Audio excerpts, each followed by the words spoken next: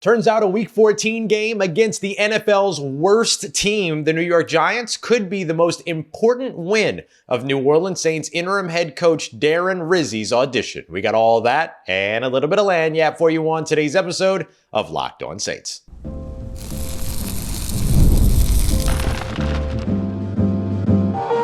You are Locked On Saints, your daily New Orleans Saints podcast, part of the Locked On Podcast Network. Your team every day. What is good, Who Dat Nation and Who Dat family? I am your host, your friend Ross Jackson, New Orleans native, your New Orleans Saints expert and credentialed member of the media covering those New Orleans Saints as a Saints beat writer over at LouisianaSports.net and Saints analyst with WWL TV. And on today's episode of Locked On Saints, we're taking a look at this New Orleans Saints New York Giants game. We're going to take a look at why replacing Taysom Hill will be a group effort. We're going to dive into what it will take to beat the Giants, which starts and ends on both sides of the run game. Where we're going to lead everything off today, taking a look at how important this game became for Darren Rizzi because of how well things went for Ben Johnson and Aaron Glenn on Thursday Night Football. We appreciate you very much, as always, for making us your first listen and for being an everydayer here on the show, which is a proud part of the Locked On Podcast Network, your team every day. Today's episode brought to you by our friends over at FanDuel, where you can make every moment more. New customers can put $5 down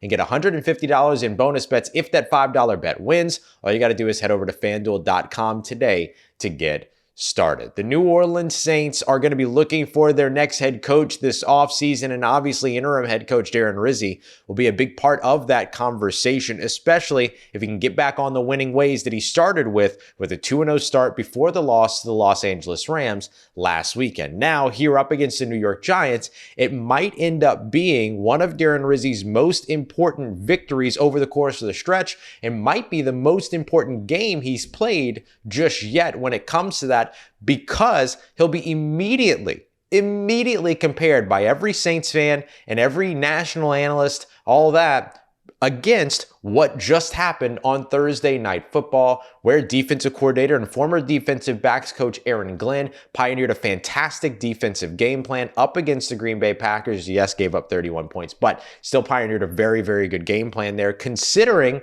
the amount of injuries over on the defensive side. So everything we just praised Clint Kubiak for doing during the New Orleans Saints on the New Orleans Saints offense over the course of the season so far, despite the injuries, Aaron Glenn is presently doing on that Detroit Lions defense, which has several players on injured reserve and even lost another player, Nelly McNeil, during the game on Thursday night. Then you look over at Ben Johnson's offense, 4 of 5 on 4th down. You saw the game plan. You saw the usage of the running backs. You saw the focus on the tight ends, the way that they got every wide receiver involved. It was all very much there. Jared Cook again. Jared, I can call him Jared Cook because Jared did cook, but Jared Goff cooked throughout that game as well. And so both of these guys, who are going to be top candidates for just about every head coaching job that's out there this offseason, but certainly for the New Orleans Saints as well, went out there and put something great on tape and did so on national television in front of the fans, which I think is a big part of not necessarily the influence of the hiring process, but certainly drives the narrative of the conversations that happens over the course of the offseason. If fans gravitate towards one coach, that's what most people are going to be. That's the coach that a lot of people are going to be talking about, so on and so forth. So now Darren Rizzi goes into this game against a very beatable New York Giants team, in a game that should be very emotional for him because it is his hometown. He grew up 15 minutes away from the stadium. And now he gets to go there as an NFL head coach and try to pioneer his team to victory the same way that Dan Campbell did over on, staying at home up against the Green Bay Packers on Thursday Night Football. So this is going to be a game that becomes almost immediately compared to what a lot of people just watched out of Ben Johnson, out of Aaron Glenn. And listen, I know that there's a lot of people that are ruling Ben Johnson out for the New Orleans Saints for all the same reasons that they ruled Clint Kubiak out for the New Orleans Saints last offseason because, quote unquote, nobody wants to play for the franchise and all these other things, yada, yada, yada. We've heard it before, and then most of those guys end up in New Orleans. Shocker. But I think the thing to keep in mind here is that what Ben Johnson is looking for as a head coach, the Saints can provide alignment between the head coach and the general manager. We've seen that to a fault for the New Orleans Saints. the patience that they've given to previous head coaches and the power that they'll give to previous head coaches. That's got to be appealing in terms of that idea of alignment and a willingness to admit what needs to be fixed and a commitment to fixing it. And I think the New Orleans Saints have already shown that they'll do that, because the thing that needed to be fixed, they fired a few weeks ago. And so I think that that's going to be a big part of what Ben Johnson's looking for. And he's only going to accept interviews where he intends to take a job. And so if he takes an interview with the New Orleans Saints, that will mean something. So obviously that's going to be under the banner. It's going to be something we're going to be watching big time, but it's going to be under the banner of the Super Bowl probably for those Detroit Lions, as they're very likely to be playing deep into the off season. So we'll have to wait and see if the New Orleans Saints are indeed able to get Ben Johnson to interview as a head coach. We certainly expect Aaron Glenn to be that guy, former New Orleans Saints defensive backs coach, certainly somebody that fits in as well. Culture builder, leader, somebody that's going to generate a lot of buy-in, just like Ben Johnson will, having worked with Dan Campbell, and just like Darren Rizzi already has proven he can do. So I look at that as kind of the core trifecta of the main guys that could potentially land a job with the New Orleans Saints this offseason, but certainly there will be a lot more candidates than that, as the Saints are expected to cast a wide net. And oh, by the way, New Orleans Saints also not likely to move on from general manager Mickey Loomis in the process this offseason, according to Jeremy Fowler over at ESPN. This shouldn't be surprising, but not for the reasons why or not for the reasons that a lot of people think. A lot of people are kind of putting way too much weight on this idea of a will and how he's like baked into the team and that he's untouchable and that he can't be fired. All of that is false. I mean, all of that is false. Like, he was a part of the will to be the next person in line as an executor after a couple of other people, but that's it. It's not he's not an owner in the team, and he can't be not fired or anything like that. Like, the Saints are going to keep him around because they want to give him an opportunity to hire another head coach before they make a decision on him. That's pretty much customary across the NFL. You have a successful head coach, you hire somebody from inside the building, then you get an opportunity to go and hire somebody from outside of the building. It's just like we talked about with Dennis Allen. He was always going to get a second year with Derek Carr. He did, until he didn't anymore. And so I don't know why people think that Mickey Loomis can't be moved on from, or moved to another position, or fired for that matter. But that's not the reason that he's not going to be moved on from this offseason. They're just going to give him another shot to hire a head coach. So again, a very important week for Darren Rizzi here up against the New York Giants, because other guys that are on the New Orleans Saints radar, I can promise you that, are impressing big time when it comes to what they have shown so far out on the football field with their teams. And it started on Thursday night with Ben Johnson and Aaron Glenn. So very important game here for Darren Rizzi. Got to walk away with a big blowout win in this one. I don't know that they're going to get it. I think it's probably going to be a little bit closer than it should be, but you'd love, if you're Darren Rizzi, to pioneer this team to a swag-filled, energy-laden blowout. And I think that's what the New Orleans Saints need, just like personally, but I don't know if they're going to be able to get it, because a lot of this game is going to be decided on the ground. It's going to be a big ground game. Let's break that down next, as the New Orleans Saints, if they want to win this game, they're going to have to figure that out on both sides of the football. We got that coming up for you next as we continue on with today's episode of Locked On Saints, part of Locked On Podcast Network, your team every day. Today's episode of Locked On Saints is brought to you by Omaha Steaks. Listen to me. Listen.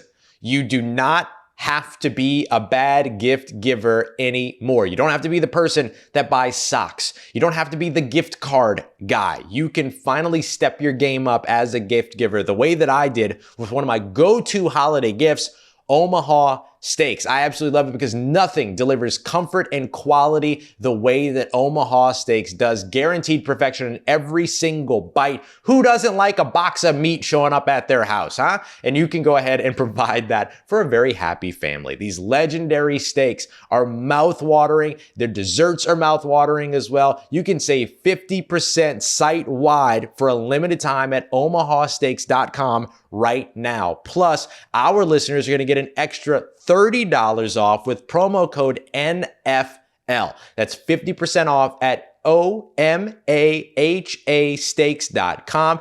An extra $30 off when you use that promo code NFL. Minimum purchase may apply. Today's episode of Locked On Saints brought to you by Skylight Frames. I'm helping you level it up. I'm telling you, with this gift giving game, because Skylight Frames, another one of my go-to gifts throughout the holiday season. It's a touch screen digital photo frame that your whole family can wirelessly upload photos to via email. You can download the app and do it that way as well, and then watch them appear in seconds. Speaking of seconds, the thing only takes like 60 seconds to set up. I've bought people like 4 or 5 different people these, and they absolutely love them over the course of the holidays. Then it's an easy way to keep in touch all throughout the year. Look, I was in this place. Look, we took pictures here, and you could just send wirelessly, seamless sharing. It's absolutely awesome. You can even invite other family members to be able to contribute as well. And now, as a special limited time offer just for our listeners, get $20 off of your purchase of a skylight frame when you go to skylightframe.com/NFL. That's skylightframe.com/NFL. Get $20 off right now at skylightframe.com/NFL. All right, family, if the New Orleans Saints want to get a win against the New York Giants this weekend, it's going to come down to the run game on both sides of the football. But on the offense, it's not going to come down to just Alvin Kamara, though, of course, he will be the most important part of that run game. Let's break it all down here as we continue on with today's episode of Locked On Saints. The New Orleans Saints will need to run the football effectively this week up against the New York Giants. When you travel and you go on the road, especially in December, to a cold weather environment. We're going to be having a very similar conversation Christmas week as the Saints go to Green Bay to take on the Packers. You need to be able to travel your run game. And thankfully for the New Orleans Saints, the New York Giants are one of the worst run defenses in the NFL. And on top of that, also just lost star defensive tackle Dexter Lawrence, their best defensive player of this season, best defensive player on their roster. Now, despite that, even with Dexter Lawrence in, that run game absolutely struggled, and it struggled in a specific area where you wouldn't expect. So this is where things could get a little bit tricky for the New Orleans Saints, but why their recent health boost could be a massive benefit for them as they travel to the Big Apple. So what do we know about the New Orleans Saints in their run game? First thing that should come to mind is Alvin Kamara. Second thing that should come to mind is the outside zone run game, right? Maybe Taysom Hill came to mind and all that as well, but unfortunately he's not available. But I'm going to tell you how the Saints can make up for that in the run game and why they'll need to specifically in this game. So what we know about the New Orleans Saints, first and foremost in their run game, is that they love to run outside. In fact, they do it at the NFL's highest rate. Over 70% of their runs go outside the tackles. That's most in the NFL. Nobody else is even scratching the 50s. They're in like the 60s, scratching the 70s. They're in like the 65, 67% range at number 2 and number 3. So for New Orleans, their DNA is very much run to the outside. But their DNA is not so much run to the inside, which they only do at just over 29%. Get it? 70% minus. Yeah, that's how it works. So for the Saints, they're probably going to have to figure out a way to diversify their rushing attack a little bit because the inside run game could be there for the taking. The New York Giants on a yards per game, rushing yards per game standard, surrender the most rushing yards per game on inside the tackle runs. So inside runs work really well against this New York Giants team. Even when Dexter Lawrence was in the lineup, now he's not in the lineup, an even better opportunity for New Orleans to be able to take advantage of that. However, running towards the inside has not been as much a part of their DNA as running towards the outside. As we just mentioned, the Saints do it much more heavily towards the outside, than they have towards the inside. And then in terms of their ability to be able to run to the inside, they don't really do that a ton in terms of a yards per game standpoint. The Saints are number 31 in the NFL in rushing yards per game on the inside at just 29.8 yards per game on inside runs. Now, they've also attempted the NFL's fewest at just 94, so that ends up factoring into that without a doubt. So that's what those averages are. But even on a rushing yards per attempt average or per rush average, New Orleans also falls short on that one as well. One of the many teams that's tied around the 24th place in the NFL at just 3.8 yards per carry on the inside. So that's going to be big to watch. Here's why I think the Saints could potentially find a way to take advantage of it, however, because of how weak the New York Giants are when it comes to defending it. Not only do the New York Giants give up a lot of rushing yards per game when it comes to that, but they're also surrendering 5 yards per carry in the middle, which is most in the NFL. Just ahead of the New Orleans Saints, by the way, who allow 4.9 yards per carry on the inside. So for the Saints, the big piece here when it comes to their offense producing against the New York Giants is going to be Kendre Miller. Kendre Miller, as I expected, as we've all expected for for like weeks now, if you're an everydayer here on the show, he should be back this weekend. And I think that is also evidenced by the fact that Taysom Hill and Nick Saldiveri have not been moved to injured reserve yet. Those I could see being Saturday moves as a part of the standard game day elevations and everything, because you're not giving up, you're not missing a roster spot here, because you still have Kendre Miller at practice. You've also got Kevin Austin Jr. at practice on the practice squad. I would not be surprised rather to see Taysom Hill move to injured reserve, as well as Nick Saldiveri potentially move to injured reserve here on Saturday, and then Kendre Miller activated, ready to go for this week, as well as Kevin Austin Jr. signed up from the practice squad. So those are the couple of transactions that I'll be keeping an eye out on.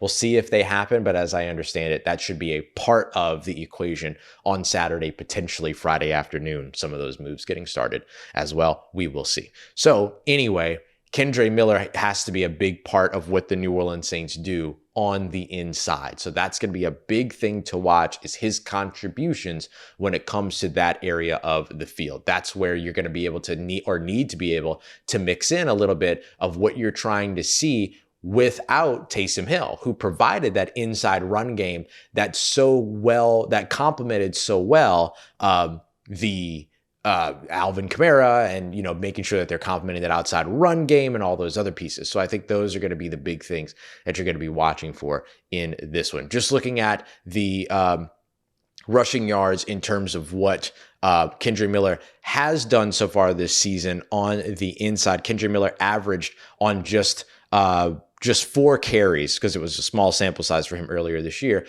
but on 4 carries, 5.5 yards per run on the inside. You go back to 2023, he averaged 3.5 yards per run on 14 carries in that one. So we'll see which Kendre Miller shows up in terms of the inside run game and how he's able to help contribute to what it is that they're trying to do to make up for the loss of Taysom Hill, but also to complement running back Alvin Kamara, who I'll remind you is just 106 rushing yards away from getting his first ever 1,000-yard rushing season of his career. Another reason why I think Clint Kubiak has done a good job, because one of the big things they wanted him to do is maximize Alvin Kamara. Well, Alvin Kamara is about ready to have his best rushing season ever.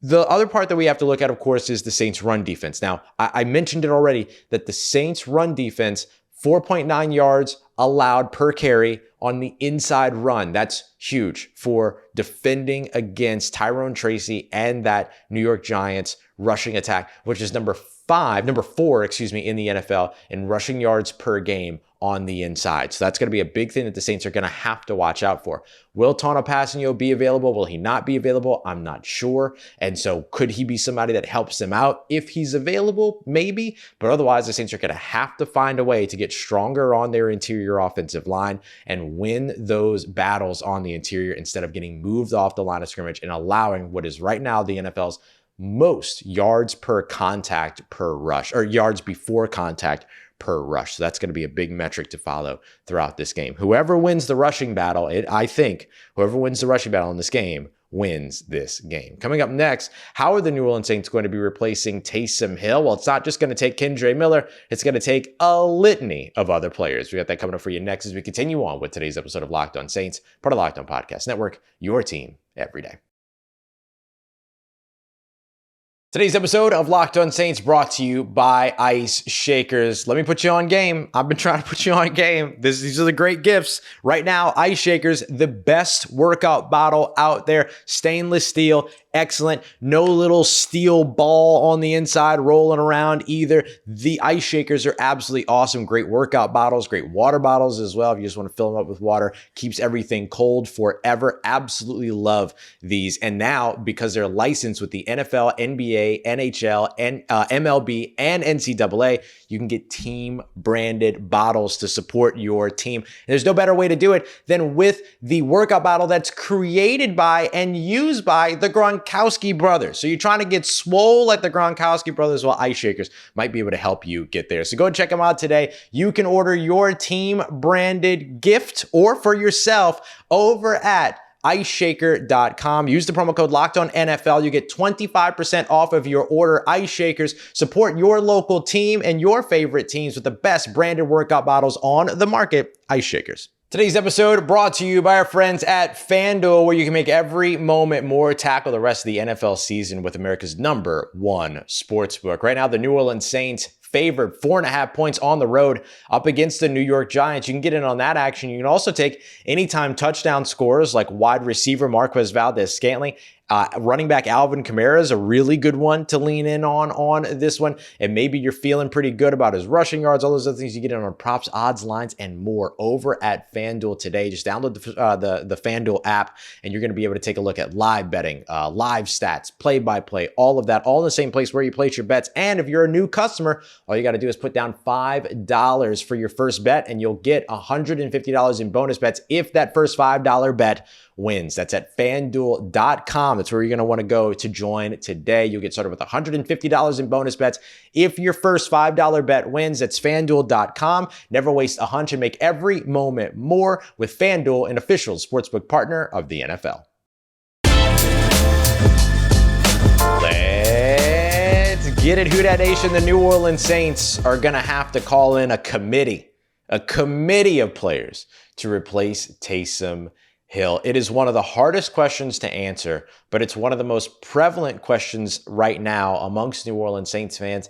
How will the New Orleans Saints replace Taysom Hill? And the thing that makes that so tricky is that we're not just talking about a wide receiver. Oh, how did the New Orleans Saints replace Rashid Shaheed? Well, they go out and they try to find somebody that can be a deep threat and that brings speed to the table. Marquez Valdes-Scantling, great. You got your home run hitter back. You don't have everything back in terms of your returner, but even with the Rashid Shaheed, it took Marquez Valdes-Scantling and a rotating host of punt returners and kick returners right now, currently headlined by Dante Pettis, who almost brought back a punt return a couple weeks ago against the Cleveland Browns, an inch or so away from that one being a touchdown. But even with the Rashid Shaheed, you're talking about multiple players. Well, with Taysom Hill, you're doing the same thing because there's nobody on this roster that can throw passes, run the football, block, catch the football, run routes, tackle, return punts, return kicks, and, be your personal punt protector as well. There's nobody on your roster that's going to be able to do that. So there's no one-to-one replacement. Now there's guys that can be Taysom Hill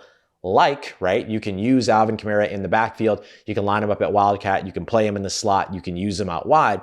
Great. Move Alvin Kamara around. Anytime touchdown makes even more sense over at FanDuel the more that you move Alvin Kamara around. But on top of that, you still need somebody else that's going to be able to help you as a lead blocker. That's going to call Adam Prentice, New Orleans Saints fullback, into more action, which I think he deserves anyway. Guys like Foster Moreau and Juwan Johnson, maybe even Dallin Holker getting involved in the backfield as well, lining up at fullback. Then you can use a guy like Dallin Holker and line him up in line, out wide in the slot. You can do the same with Juwan Johnson and Foster Moreau. I do think that undrafted free agent tight end Dallin Holker does get more opportunities here as the season wraps up because of the injury to Taysom Hill. Not a positive because you hate losing Taysom Hill, but a positive for Dallin Holker in terms of the opportunity that's now available to him over the course of the last 5 games. We haven't gotten to see a lot about the guy that the Saints themselves referred to as their 8th round draft pick. So you want to see a little bit more from him. You're going to get the opportunity here over the course of the remainder of the season. So I think all of those guys that we just mentioned, Alvin Kamara, Adam Prentice, Foster Moreau, Juwan Johnson, Dallin Holker, those are all guys that are going to factor in replacing Taysom Hill when it comes to the entire offense. Then you add in Kendre Miller on top of that, providing the inside zone run. And now we're talking about 6 different players just on the offensive responsibilities having to see their roles increased, impacted, or changed because of the loss of Taysom Hill. So it's not a simple solution. New Orleans Saints are going to have to work pretty hard on this one. Personal punt protector, we've seen guys like Ugo Amadi as well as Jonathan Abram do that. Obviously, Jonathan Abram no longer with the team, so I would expect safety Ugo Amadi or nickel corner Ugo Amadi to maybe be that guy and be able to help cover those punts as well as protect the punter, all those other pieces. And then when it comes down to kick returners, I wouldn't be surprised to see guys like Alontae Taylor, Kendre Miller may be involved there. If Jordan Mims is active, he becomes an option for you there, as does Jamal Williams. Going to be very interesting to see who the other running back is outside of Alvin Kamara and Kendre Miller so far this season, because they have not been utilizing Jamal Williams, who I think Jamal Williams gone this offseason. And I don't mean that because of the New Orleans Saints. I think Jamal Williams should go somewhere that's going to utilize him. This guy was the NFL's leader in touchdowns just 2 seasons ago. And you might say, well, he did all that close to the line of scrimmage. Sure. He did all that in short yardage situations. Sure. Guess what the New Orleans Saints also face? Short yardage situations. But Jamal Williams has not been involved there. So it'd be very interesting to see what ends up happening with him this offseason. But I would not be surprised to see him heading elsewhere, and especially heading somewhere that's going to utilize him a bit more than he's been utilized here over the course of the past 2 years in New Orleans. But anyway, it is going to be very interesting to see, will it be will it be Jamal Williams or will it be Jordan Mims that are active this weekend in addition to Alvin Kamara and Kendre Miller, as we expect Kendre Miller to be active? Certainly we don't know that for sure yet, but all the signs are pointing to, and everything that we're hearing is saying that he will be.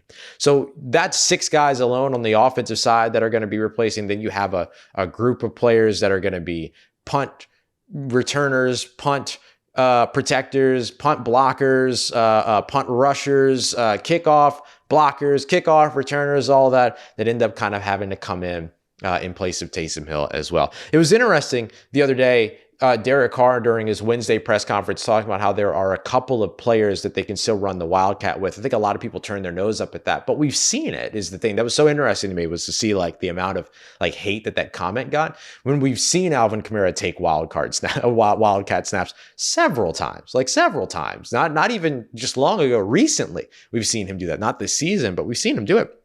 And so I think Alvin Kamara is a guy that can give you some wildcard snaps, but I don't feel like the Saints have to do that either. I think that it's just as important for New Orleans to learn how to operate without Taysom Hill. Like, as important as it is to learn how to operate without him, but then keep some of his role intact, it's just as important to learn how to operate without his role entirely, because there's no certainty that he's going to be A, healthy enough to get back to the game of football next season. There's no certainty that B, he's going to be playing next season at 35 years old. And C, there's no guarantee that the new offense that we should expect to be in New Orleans, if a new head coach is hired, will want to maintain that role in their offense, right? So that becomes a little bit tricky. Now, I'm all very pro Taysom Hill still playing in 2025. I don't care that he's 35 years old. You see what he's able to do for you. But what's the reality of him actually being able to do that? We don't know. So I think New Orleans has to figure that out. They got to pump the brakes a little bit and say, okay, what's life look like without the Taysom Hill role as a whole, and focus more on putting players in position to do what it is that they do well, as opposed to putting players in position to do what Taysom Hill did well. I think that's got to be a key thing that New Orleans Saints get figured out here very, very soon over the course of the rest of the season and then going into next season as well. Because at best, you're getting Taysom Hill back in the middle of the year, maybe. Like you look at Nephi Sewell's timeline with his ACL injury, end of the season, and then it took until week 14, week 13, week 12 before he got out there. It's going to take some time before you get a Taysom Hill back out, because Taysom Hill's also 35 and had additional knee damage as well. So just something interesting to watch throughout all that. All right, so the Saints will find their way to do it. I think the Saints win this weekend. I don't know that it's a blowout or that it's a ratings driver when it comes to the NFL, but I do think that this is a game that the Saints should be able to slug out. But they can't sleep on this New York Giants team, right? The New York Giants team were on this big losing streak. Well, they lost to Carolina when they were on a big losing streak, and New York Giants are considered the worst team in the NFL. Carolina was considered the worst team in the NFL at the time that the Saints lost to them. The New York Giants lost their best defensive player. The Saints traded away one of their best defensive players. The New York Giants effectively fired their starting quarterback and released him. The New Orleans Saints fired their head coach and moved on from him. The New York Giants are winless at home. The Saints only have one win on the road. There's no way to take this game lightly if you're the New Orleans Saints. And so I think they need to prepare for this game to be a tougher battle than they expect and not overestimate their ability going into this matchup. If they do that, they'll win this game. They might do it comfortably, but not by, I don't think, a wide margin. But you'd love to see the blowout at home and literally at home for Darren Rizzi. So we'll see how things go there. All right. We'll be live from MetLife Stadium, not outside. I'm doing that thing from the press box. You better believe it's going to be too dang cold for me and myself. Ain't no way you're catching me out there trying to do, hey, everybody, welcome into another episode of Locked On Saints. That's not happening. That is not happening. I'll be shivering my tuchus off. I'm not about it. So we're going to be delivering our show for you from the press box at MetLife Stadium on Sunday live. We appreciate you very much. As always, for making us your first listen and for being an everyday or here on the show. And of course, for making us a part of your day, part of your routine, for saying yes to me and the show. As always, if you see me, please say hi. And if you need anything else around your New Orleans Saints in between these episodes, make sure you follow me on your favorite social media at Ross Jackson, NOLA. Hit me up. Learn how to family Zoom them, how you living. Let me know how you momming them. And trust Who Dat Nation, I'll holla at you.